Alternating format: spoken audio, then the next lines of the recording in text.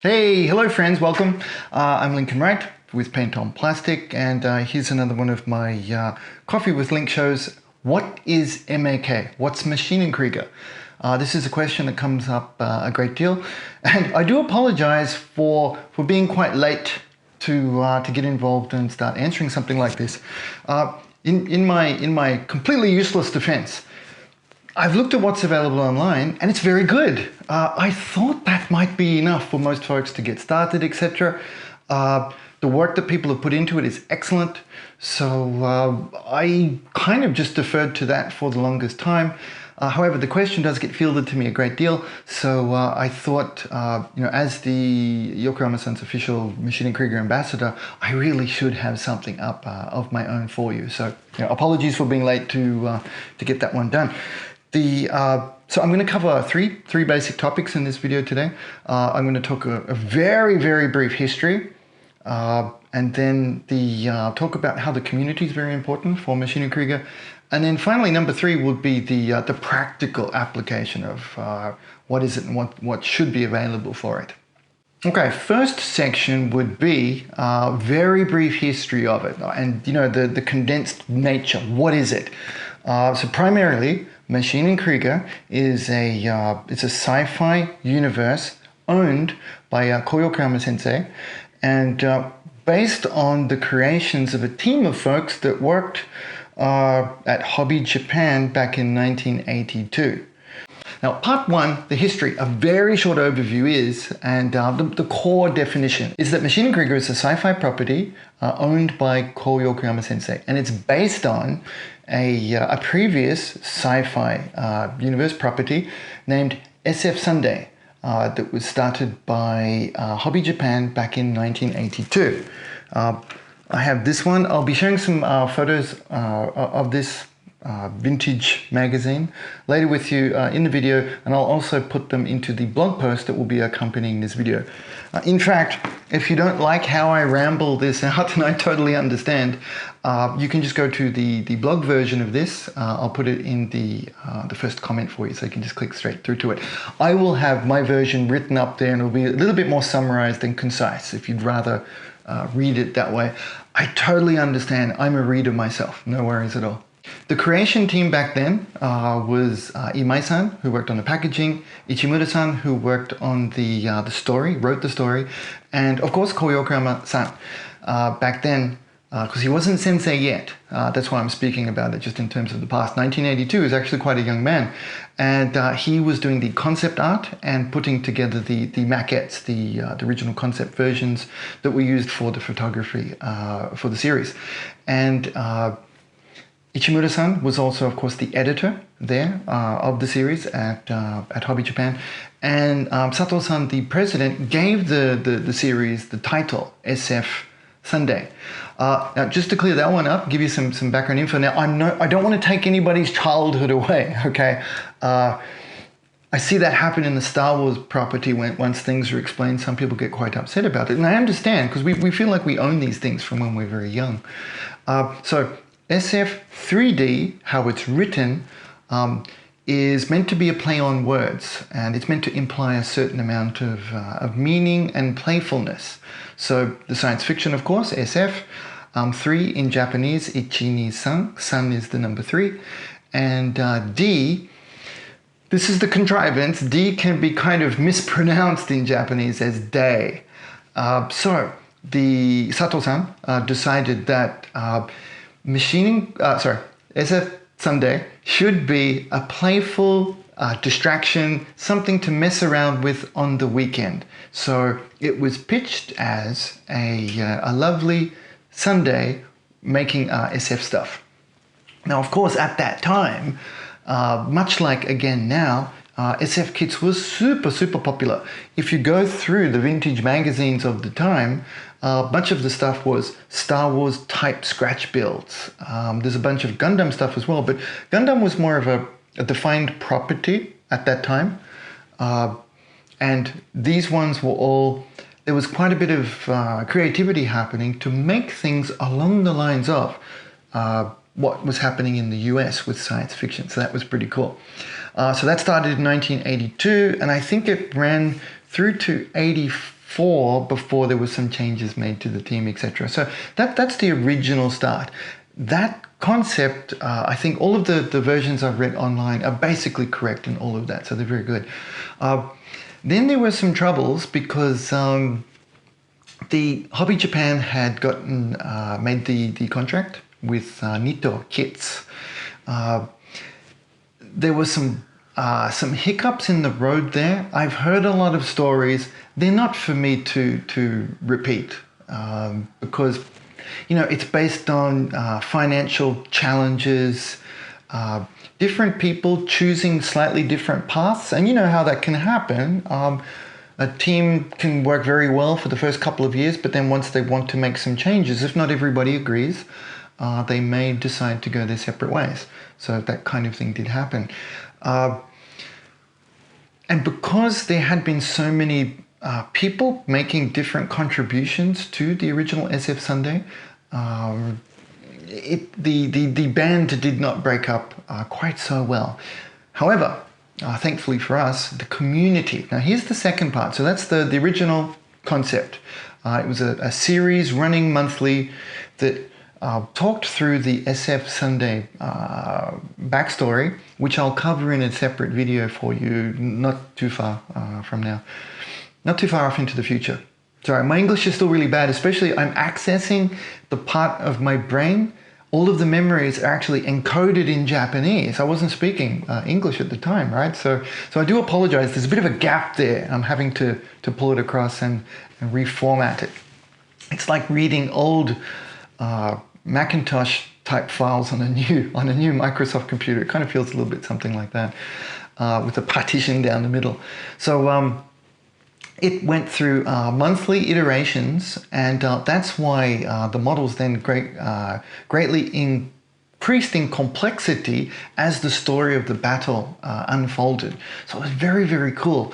And speaking with people who were reading it in their own language, in Japanese, real time, they said it was really, really exciting. They've never, ever seen anything like it before, and nothing quite like it has happened again. So, you know, the passion and excitement from these folks, and it happened during their formative years. Most of the really hardcore fans there from before are about maybe 10 years my senior, so they were going through it at a wonderful formative time in their teens, so it really had the biggest impact on them. And we can thank those awesome people for keeping it alive, and that's my second part, is Maschinen Krieger is very much a community. It took me a long time to really fully comprehend this, in that, and there's two communities too, right? There's the Japan core community who are right there where it was happening, and then there's the fantastic international community that was amazingly existing in a vacuum with very little information available to them. It's amazing that they were able to figure out so much and, you know, basically cobble it together from the sugar packets that were available at the time. They've done a wonderful, wonderful job. So maybe while I'm on that vent, I should say thank you to them. So the Japanese folks, it was pretty easy for them to organize themselves. They were on early internet media, so they could communicate, and they started putting together get-togethers at Wonderfest. So I'm trying to, in Japanese, it's Onefest. I think we call it, because Wonder Festival is the more legit name, I think, now that you'll see in English. And that has a summer and a winter version.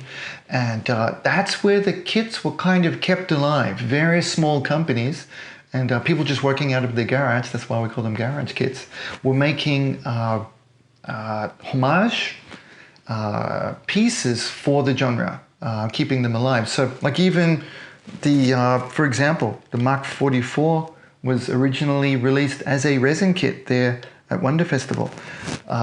Many of these kits actually were kept alive there through enthusiasts, big fans, making kits for them. And in fact, the people who were eventually then hired to work on the main production team were big garage kit vendors working at Wonder Festival. I'll briefly mention them later, but for example, Sedo-san, the master pattern maker, he's the owner of D3 Works, where if you see some of those very early 135 scale kits, he made all of them. Just amazing work, and they were very good and accurate. Kato-san was also one of them, as was Heel-san, Saito-san, who does Love Garden now. So that community, which I was very lucky to kind of see just the tail end of as the new production kits were coming out, were a fantastic close-knit group of people who organize such events. If you Google them, there's still some information out there. I think I've got 1 or 2 Facebook albums on my profile that feature photos from these events called the M.A.K. Off-Kai. It's a get-together where all of the fans were getting together in Tokyo, the people who had access to it, and showing their appreciation and their love for the genre. And it's a really cool thing to see. Those people really kept it alive in terms of the next vendors after Nito, so WAVE Corporation and Hasegawa Models, for example, could see the passion in these people. And in fact, they were members of the community as well. So they were in positions to make those decisions inside plastic model manufacturers. So they were making kits both for themselves and for their community. So that was fantastic. Likewise, overseas, it was amazingly kept alive. I mean, the reason I say it's so amazing is that I had never heard of it before until I stumbled into a store in Akihabara there, and found the old tan boxes, and I was like, wow, what's this? And it was just very cool. So the fact that international communities could keep this alive and in people's eye, I guess I'm not sure that's the right expression to use, but making it known to people that it was a thing is very special. And I sincerely appreciate the people who made that happen. It's fantastic.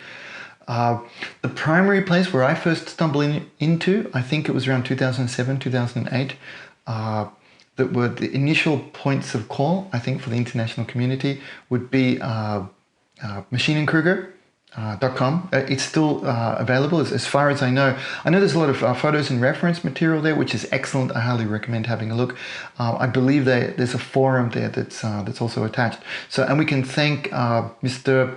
I think it's Dane Futcher is the person responsible for running the forum there, the technical aspects of it. So Brian and Dane, thank you very much, guys. You've done a wonderful service to the Maschinen Krieger property and community. We really appreciate you guys. Thank you very much. I think there was a German language-based one.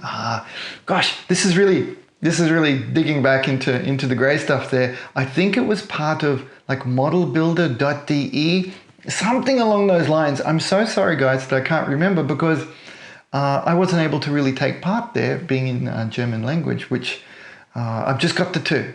I couldn't take part, but I understand there was a decent-sized community there. I've got some old friends from there. I think Torsten was from there. If you're still around, Torsten, hey, buddy.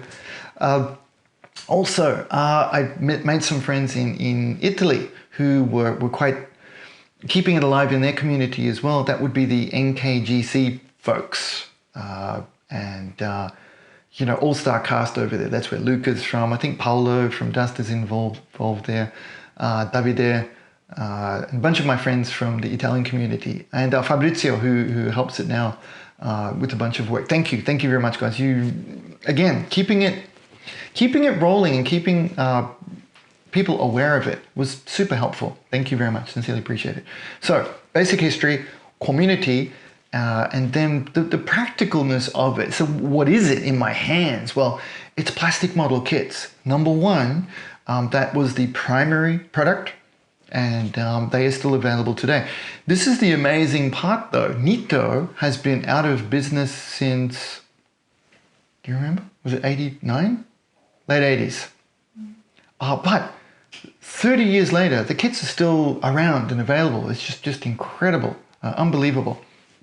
So, and in really good condition too. I just saw our mate Alex got a very nice version of the Heinrich, and it's super mint, so minty. Unbelievable what a good condition it's in. They were the first kits. They went out of production, and it wasn't because of Maschinen Krieger. I think I'm allowed to talk about this one. The owner, the president of Nito, who were actually making school kids accessories, learning products before that, he is it divested is the right word? He started putting money on other niche products because Maschinen Krieger, SF Sunday at the time, paid off really well for him. He made loads of money off it because look at how many kits are still in existence. They just sold like hotcakes. They did very, very well. He invested in some other ones that didn't go anywhere. So sadly, the business went bankrupt for reasons not tied to this property. So, but that also came at the wrong time to slow down the popularity of the property, which was, it's both fortunate and unfortunate in a few different ways. There's also, along with the plastic kits, we've got toys are being done on and off. Max Factory's done them, Sentinel's done them. There's a new company over in China. I don't know them, so I'm sorry, I don't know the name off the top of my head, but they look very good. And they're continuing in the style of the 1/16 style toys, and they look quite nice quality. I just haven't had any in my hands. One of the last newer ones I had in my hands were the Ashley Wood 1/12 versions, which are very, very cool as well. I've never personally been involved in SF Sunday. That all happened way before my time. In fact, I was a child for most of that. So that happened, but I have had the opportunities to occasionally ask when it seemed right. I could tell there was a little bit of pain involved in that question, so I never really pushed it. But I was there and friends and had contact with Yokoyama-san at exactly the right time when he gained ownership of the property, which was 2008, and officially the name then became Maschinen Krieger. I was there around the time when the photos started coming through too. He was getting them through on his iPhone of the dies, the kanagata, the dies for die. We call them the molds. They had found them. They were going through and checking off, doing an inventory to see what they'd had.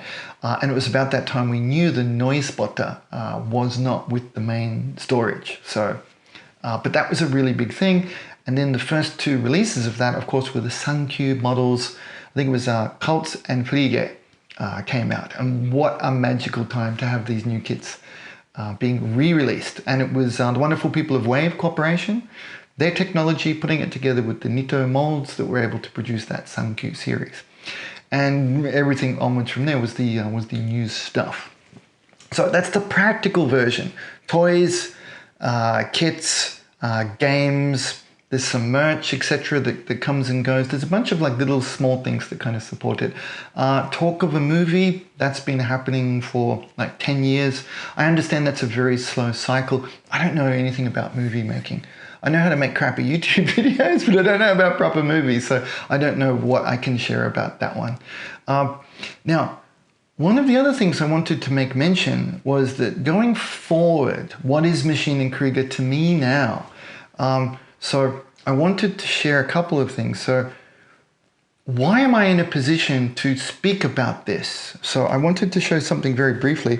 I'll try to get you better shots of this as I hold it up. There's this one. So this publication has some very useful and helpful reprints for those of you who are interested in the history. Ma.K and SF Sunday Archive Volume 3. And the main one is that I wanted to share was, it's this one, the 30th anniversary of 82 to 2012. And it's got a hit list of the people that, what's the best translation? What do you think, Tomoe? The people that make Ma.K happen, the people behind the current Ma.K scene, but it's, yeah, the movers and shakers, the people making Ma.K happen. And of course, this is Max's book. So Max is first, and Max, when there's any discussion about the Maschinen Krieger property going back to Hobby Japan, Max Watanabe did that. It was helped by some other things, like the president was new. It's Matsushita-san. The previous Hobby Japan president and owner, Sato-san, had passed away. So Max, in working with them, was instrumental in bringing the property back to Hobby Japan, which was a really big deal for the community that I mentioned, those folks were so happy to see it go back to its birthplace. It's like a full cycle sort of thing. So Max Watanabe, hugely influential on making that happen. Thank you so much, Max. Sero-san is the master pattern maker for all of the Maschinen Krieger kits we buy now. Saito-san is the master figure pattern maker for the kits we buy now. And again, they come over from the Wonder Festival team. We've got Kato-san, who he's working as a kind of a collator of information, very, very helpful for Yokoyama-san. And of course, he does the wonderful rainbow egg kits. We've got Takazawa-san, who's one of the main guys over there at WAVE. Without him talking WAVE into picking up the kits, we wouldn't have what we have now. It could not have snowballed from there. Shimizu-san, who's one of the designers and mostly he does some work on the packaging, but also the wonderful water slides. Shimizu-san was in charge of that. Then we've got Kokubun-san. He's the chief for Hasegawa, and he was the one who talked Hasegawa models into doing the Folke, so super appreciate him for that. Sugisaki-san is the man behind Brickworks, and Sugisaki-san brought us all of those wonderful figures that we still buy now from Brickworks that helped us to flesh out and give personality to Maschinen Krieger. Super helpful and useful. Nukaga-san is, there's no photo for, yeah, I love it. Nukaga-san's got the version he painted of himself down there. He's the owner of Sentinel models, and he's responsible for most of the toy lines that we see. Link. So I love it that my entry, it's quite fleshed out, but the name part is so short and brief. It's just, yeah, that's Link. I guess it's good to have an unusual complexion maybe when you're working in a big team. So this one discussed how I brought an extra level of enthusiasm and a look to the property from the outside. And I was very timely in not being from SF3D, not being from a Gundam background as well. I mean, I love Gundam, I do, I make it now, but at that time, no, I went straight from Western properties to a Japanese property, so that was actually a big deal for them. It was kind of a, bragging's not the right word, but Yokoyama-san was very proud of that I had come straight into it. So there's a lovely section there on me, and actually, I've got most of that page. Then Ichimura-san, the writer, the main original writer for the property. Oh yes, sorry. I was also doing a lot of writing for the property back then. I'm sorry, I've got that self-deprecating viewpoint. I don't like to, it doesn't feel right to go, hey, I did this, I did that. Isn't that for somebody else to say? The trouble is nobody else knows. Ichimura-san, main writer and editor, and he's the person who really made SF Sunday what it was originally. So super big thanks to him. Ito-san, 失礼しました. But we still call him Ito-kun in the office at Hobby Japan. So he was the main editor for SF Sunday in MK and SF Sunday archive. Sorry, Ito-kun, I forgot. We didn't use the name day to day. And then finally, of course, the person who had the most influence over the whole project is Yokoyama Sensei himself. And he's got the big write-up there, of course. Because without his guidance, feeling, concept art, mentorship, etc., we couldn't have done all of this. So super, super important. Gosh, that's lovely, that camel. I really like that. Oh, and then back into the Mark 44. This actually kind of shows too, this is why in teeing off from this section, I'm going in to produce a product for them, a book on the Mark 44 as kind of a timeline continuation from this, but I'll talk about that more at another time. So going forward, I want to combine all of those things. I was at that time, sometimes I don't like speaking in the past tense because I feel very connected with it still, but I mean at that time, I was one of the people making it happen. Subsequent to that, I've moved my family to Australia. We've relocated, and I've started to develop a voice and a way to speak directly with people via international platforms such as this on YouTube. I'm still doing my blog too, paintonplastic.com. So now it was very hard to understand how people outside of Japan could understand what we were doing when you're inside the bubble. Working on a Japanese property inside Japan, you're very much in the bubble because the people all around you have that way of thinking. Especially in the hobby industry for sci-fi and these kinds of properties, Japan is it's very Japan-centric, and there's nothing wrong with it. It's just how it is. They don't look down on other countries. But they're not as big as how do you say that? When you're inside Japan, inside the bubble, that's everything there is. And then there's this vague notion of outside. Even myself, being from the outside, could totally understand what they meant, because it was most important that we got it right there. And then we believed somehow, magically and osmotically perhaps, that it would then flow on to folks on the outside. However, over years, I became more and more aware that that was not happening, that there was there's a certain amount of disconnect, and for very good reason. There's a big language barrier right there. It's very difficult to get the information across unless it's dedicated and done in English, because even software now, I mean, like I do it sometimes to test how it looks. You know, you do the Google thing and you got the app and you move it across the text. I mean, you can get a kind of idea of what it's meant to be about. Some words and concepts pop up, but the more I'm involved with teaching, for example, the more I'm able to learn, number one, the concept of other people, the concept that other people assimilate information differently. Understanding what's not being understood. Those kind of core things become more and more apparent to me. So, and I'm coming to understand that it's not always just the factual things that need to be put across.